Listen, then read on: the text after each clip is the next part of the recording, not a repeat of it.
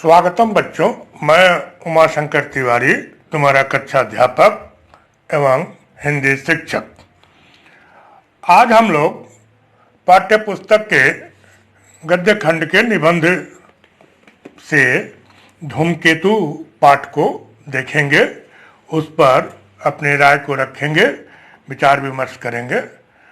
उस क्रम में हम लोग 4 बिंदुओं पर ध्यान देंगे, जिसमें पहला होगा लेखक का परिचय गुणाकर मूले जी का, दूसरा होगा निबंध का परिचय, तीसरा निबंध का सारांश और चौथा हेली का परिचय। दिन की तरह आज भी आप लोगों को याद दिला दूं कि स्क्रीन पर ख्याल कीजिएगा, स्मृति संकेत के रूप में गुणाकर मूले जी का परिचय, तत्पश्चात पाठ का शब्दार्थ और बहुविकल्पीय प्रश्नोत्तर आते रहेगा, जिसे आप ध्यान से देखेंगे, अपनी कॉपी में उतारेंगे और जो हम लोग ये 4 बिंदुओं पर बात करेंगे, ये आपका रचनामूलक प्रश्न होगा, इसे भी उतार लेंगे और वीडियो को ध्यान से देखेंगे और सुनेंगे, ताकि आप लोगों का परीक्षा की दृष्टि से पाठ तैयार हो सके। तो बच्चों, चलो शुरू करते हैं रचनाकार के परिचय से। गुणाकर मूले जी का जन्म 3 जनवरी 1935 ईस्वी में महाराष्ट्र राज्य के अमरावती जिला के सिंधु बुजुर्ग ग्राम में हुआ था। वे जन्म से मराठी मूल के होने के बावजूद अपनी उच्च शिक्षा इलाहाबाद विश्वविद्यालय से पूर्ण की। उन्होंने इलाहाबाद विश्वविद्यालय से गणित में एमएससी किया। उन्होंने अपने जीवन में लेखन कार्य करने के लिए हिंदी और अंग्रेजी को उपयुक्त मानकर उसी में अपनी रचनाएं प्रस्तुत की। वे राहुल सांकृत्यायन के प्रमुख शिष्यों में से एक थे। मराठी भाषा होने के बावजूद भी वे 50 वर्षों से अधिक समय तक हिंदी में लेखन का उत्कृष्ट नमूना पेश किया। वे दार्जिलिंग स्थित राहुल संग्रहागार से लंबे समय तक जुड़े रहे। सन 1971-72 में दिल्ली आकर बस जाते हैं और विवाह करके यहीं पूर्णतः रम जाते हैं। उनकी लगभग 35 पुस्तकें छपी, हिंदी में करीब 3000 और अंग्रेजी में लगभग 250 से अधिक लेख छपे और प्रसिद्ध हुए। वे केंद्रीय पाठ्यक्रम संचालित कमेटी में सहयोगी के तौर पर कार्य किया। उन्होंने एनसीईआरटी के पाठ्य पुस्तक संपादन मंडल और नेशनल बुक ट्रस्ट की हिंदी प्रकाशन सलाहकार समिति के सदस्य भी रहे। इनका निधन 16 अक्टूबर 2009 को मायस्थीनिया ग्रेविस नामक न्यूरो डिजार्डर के कारण पांडवनगर में हुआ। साहित्य और विज्ञान के क्षेत्रों को आपस में मिलाने का भरसक प्रयास गुणाकर मूले जी ने किया है। हिंदी साहित्य में वैज्ञानिक शोधपरक एवं तथ्यपरक निबंधों के लिए गुणाकर मूले जी विख्यात रहे हैं। विज्ञान को साहित्य से जोड़ना तथ्य को कल्पना सागर से जोड़ने के समान है, और यह काम गुणाकर मूले जी ने किया है। मूले जी लिपि विज्ञान क्षेत्र में भी एक जाने माने हस्ताक्षर है। हिंदी में वैज्ञानिक लेखन की परंपरा प्रारंभ करने का श्रेय मूले जी को ही जाता है। इनके प्रकाशनों में भारतीय अंक पद्धति की कहानी, भारतीय सिक्कों की कहानी, भारतीय लिपियों की कहानी आदि प्रमुख है, जो आज हिंदी जगत की अनुपम निधि है।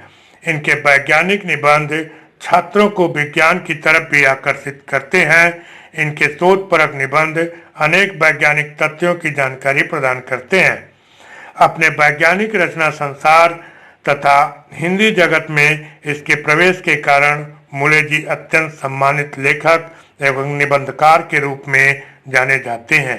इनकी कृतियों को ध्यान दें। ब्रह्मांड परिचय, आकाश दर्शन, अंतरिक्ष यात्रा, नक्षत्रलोक, कंप्यूटर क्या है, भारतीय अंक पद्धति की कहानी, संसार में महान गणितज्ञ, महान वैज्ञानिक, अक्षरों की कहानी, आँखों की कहानी, गणित की कहानी, ज्यामिति की कहानी, लिपियों की कहानी आदि है। इन्हें विभिन्न पुरस्कारों से भी सम्मानित किया गया, जिसमें हिंदी अकादमी का साहित्यकार सम्मान, केंद्रीय हिंदी संस्थान का आत्माराम पुरस्कार, बिहार के कर्पूरी ठाकुर स्मृति सम्मान सम्मिलित हैं। अगली कड़ी में हम लोग निबंध का परिचय देखेंगे। डॉक्टर गुणाकर मुले गणित के विशेष ज्ञाता हैं। इनकी 2 पुस्तकों पर उत्तर प्रदेश हिंदी समिति ने इन्हें पुरस्कार से सम्मानित किया है। दिल्ली की हिंदी अकादमी ने भी इन्हें विशेष रूप से सम्मानित किया है। इनकी 30 से अधिक पुस्तकें प्रकाशित हो चुकी हैं। डॉक्टर मुले ने विज्ञान के जटिल विषयों को अपने लेखन का विषय बनाया, उनको सरल भाषा में रोचक ढंग से पाठकों के सामने प्रस्तुत किया है। विज्ञान और साहित्य को मिलाने और लोकप्रिय बनाने में इनका विशेष योगदान है। प्रस्तुत निबंध धूमकेतु भी इनकी एक रोचक रचना है, जिसमें धूमकेतु और उसकी रचना प्रक्रिया का वैज्ञानिक विश्लेषण किया गया है। बच्चों, क्रम को आगे बढ़ाते हैं और पाठ के सारांश की तरफ बढ़ चलते हैं। देखते हैं सारांश को। धूमकेतु निबंध गुणाकर मुले द्वारा रचित एक विज्ञान सम्मत लेख का उत्तम उदाहरण है। निबंध में मुले जी ने धूमकेतु के स्वरूप पर विस्तार से चर्चा किया है। इसमें उन्होंने प्राचीन मान्यताओं, महाकाव्यों के उदाहरण के साथ वैज्ञानिक तथ्यों को सरल भाषा में प्रस्तुत किया है। धूमकेतुओं का सौरमंडल के संपर्क में आना, उनकी विशालता को मनुष्य द्वारा भयंकर खतरे का सूचक मानना या शुभाशुभ लक्षणों से युक्त मानना आदि ऐसे विचारों को निबंध के माध्यम से मुले जी ने गलत अवधारणा माना है। उसकी व्याख्या वे वैज्ञानिक तर्क के आधार पर करते दिखाई देते हैं। धूमकेतु शब्द 2 शब्दों के योग से बना है, धूम और केतु। धूम का अर्थ है धुआं, का केतु का अर्थ है पताका। इसलिए आकाश का जो दृश्य धुएं की पताके जैसा दिखाई देता है, उसे धूमकेतु नाम दिया गया है। धूमकेतु को हिंदी में पुच्छल तारा तथा अंग्रेजी में कॉमेट का कहा जाता है।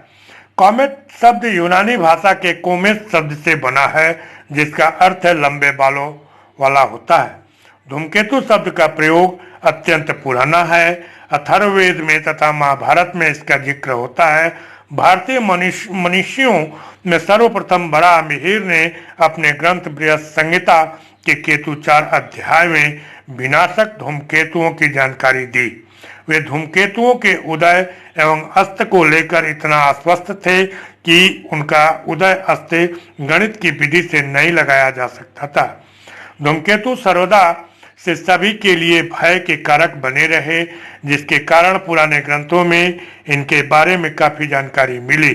धूमकेतु को लेकर भारत के साथ अन्य देशों में भी दहशत का माहौल था। विद्वान अमरोई पेरी ने अपनी पुस्तक आकाश के राक्षस में धूमकेतु के बारे में जानकारी दी और यह भी बताया कि उसके भय से कई लोग बीमार और कई मर भी गए। परंतु महान ज्योतिषी तीखे ब्राहे ने 1577 ईस्वी में यह सिद्ध कर दिया कि धूमकेतु पृथ्वी से बहुत दूर होते हैं। अब इन धूमकेतुओं से कोई डरता नहीं है। धूमकेतुओं के बारे में सर्वप्रथम सबसे सटीक अध्ययन करने वाले विद्वान एडमंड हेली थे। वे न्यूटन के मित्रों में से एक थे। हेली ने पुरानी जानकारी का अध्ययन कर जाना कि 1531 ईस्वी और 1607 ईस्वी में धूमकेतु दिखाई दिए। उन्होंने 1682 ईस्वी में स्वयं एक धूमकेतु देखा और विचार किया कि इन धूमकेतुओं के दिखाई देने का अंतर 75 से 76 साल का है। उन्होंने भविष्यवाणी की कि यही धूमकेतु 1758 ईस्वी में पुनः प्रकट होगा। सन 1742 ईस्वी में उनकी मृत्यु हुई, परंतु 1758 में वही धूमकेतु दिखाई दिया। इसी धूमकेतु का नाम विद्वानों ने हेली का धूमकेतु कर दिया। हेली का धूमकेतु 1910 ईस्वी और 1986 ईस्वी में पुनः प्रकट हुआ। खगोलविदों ने अब तक करीब 1500 धूमकेतुओं की कक्षाएं निर्धारित की है।